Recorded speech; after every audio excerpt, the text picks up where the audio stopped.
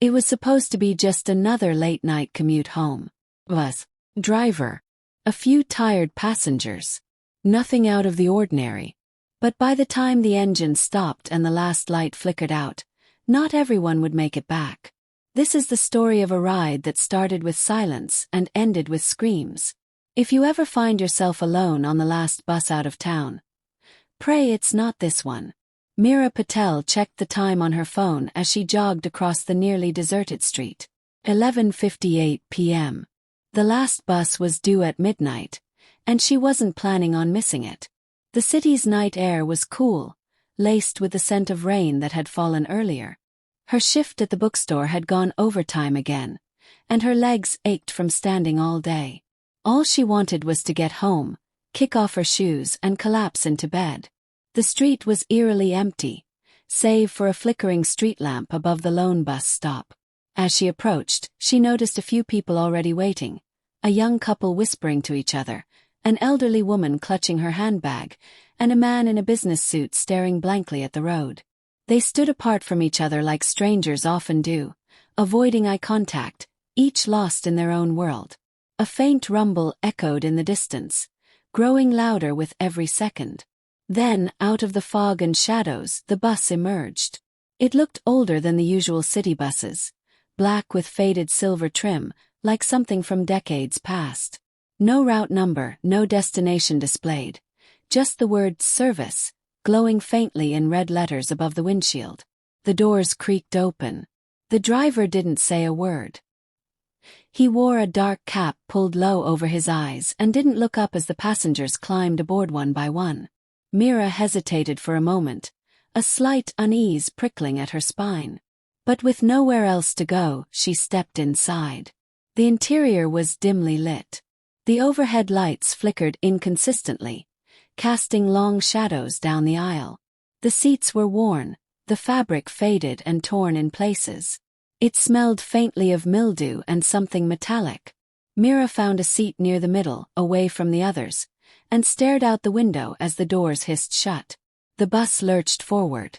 No one spoke. There was no music, no hum of conversation, just the soft thrum of the engine and the occasional groan of the chassis. Meera opened her phone to scroll through social media, but there was no signal. No bars. Nothing. She frowned and tried to reconnect. Still nothing. Outside, the city passed by in slow motion. Or so it seemed. Storefronts were closed, their windows dark. Street lights blinked erratically. The fog thickened, swallowing entire blocks as they drove on.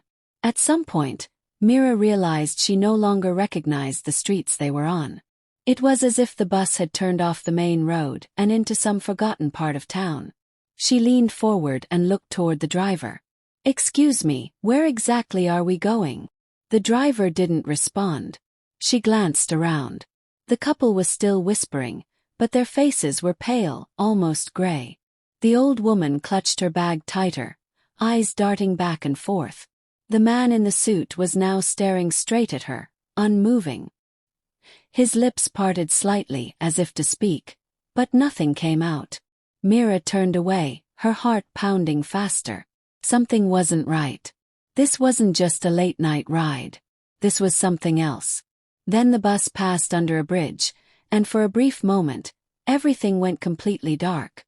No lights inside or out. Silence. When the lights flickered back on, the couple was gone. Meera stood up. "What the hell?" The old woman whimpered softly. "They always disappear under the bridge." Meera turned to her. "What do you mean?" But the woman just stared out the window, rocking slightly. Her lips moved, but the words were too quiet to hear. The man in the suit suddenly stood. "We need to get off. Now." Meera looked at him, unsure whether to feel relief or more fear. "Yes, but how?" "The driver's not stopping." The man moved toward the front, pounding on the glass that separated them from the driver. "Stop the bus. Stop it now." The driver didn't flinch. Then something strange happened. The bus began to speed up. The lights dimmed further.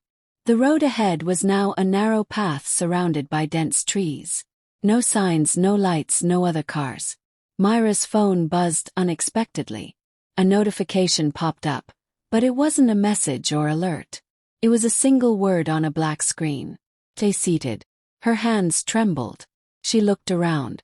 The man was still shouting at the driver, his fists hitting the glass. The old woman began to mutter something. A prayer, Mira thought, in a language she didn't understand. Suddenly, the bus screeched to a halt. Everyone was thrown forward. The lights shut off entirely. Darkness. Then a loud, wet thump against the side of the bus. And another. Then scratching. Long, slow scraping across the windows. Mira couldn't see anything, but she felt every sound in her bones. The emergency lights flickered on, casting a red glow through the cabin. Outside the window, shadows moved between the trees. Not animals. Not human either. Something else. The man in the suit stepped back down the aisle, face pale, eyes wide. There's something out there. The driver finally turned around. His face was wrong. It wasn't that he looked monstrous. It was worse. He had no expression at all. No emotion. Just a blank, hollow stare. Like a mannequin made of flesh.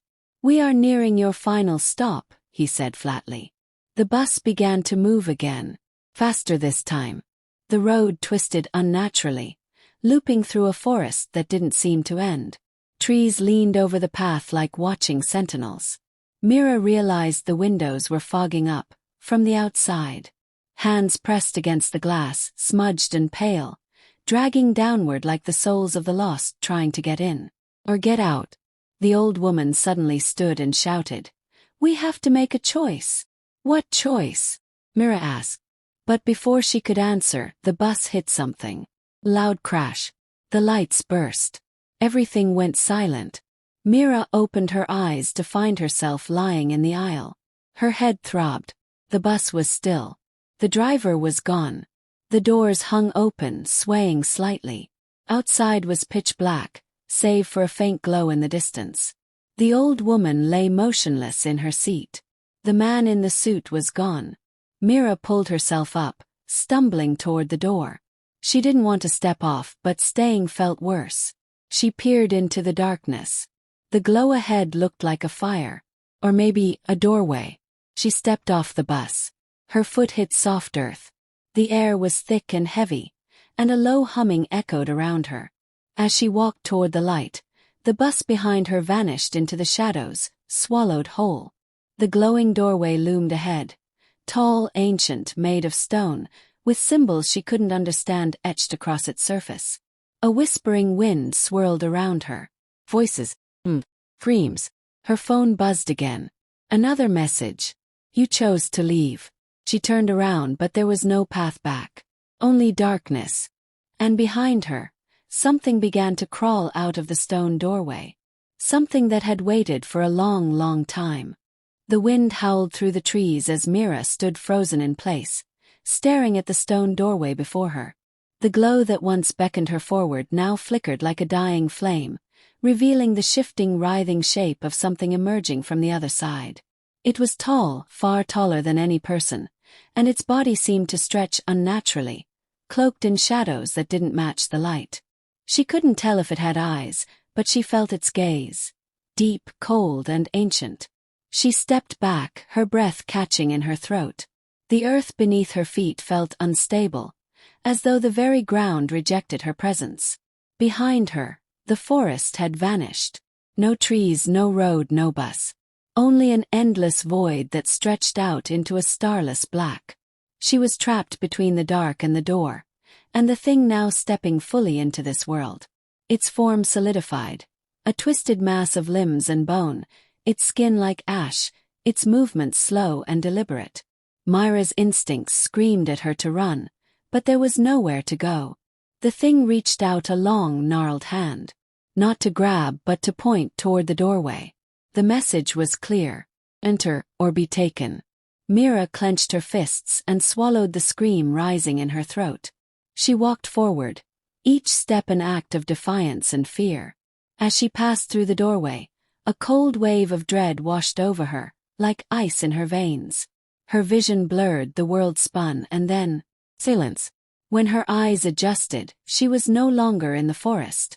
She stood in a corridor of endless mirrors, stretching in all directions.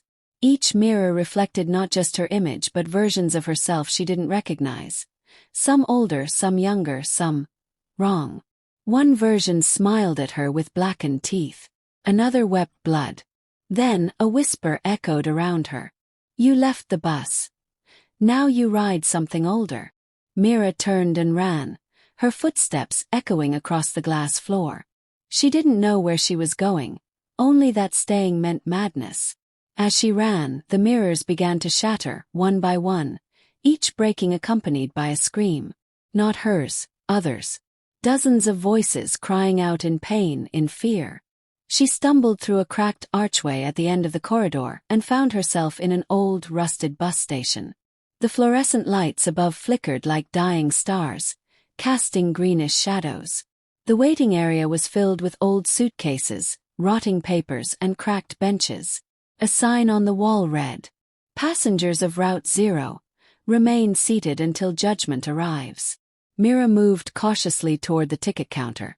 Behind the glass sat the old woman from the bus, her eyes hollow, her skin pale. But her mouth moved now. "You left your seat," she whispered.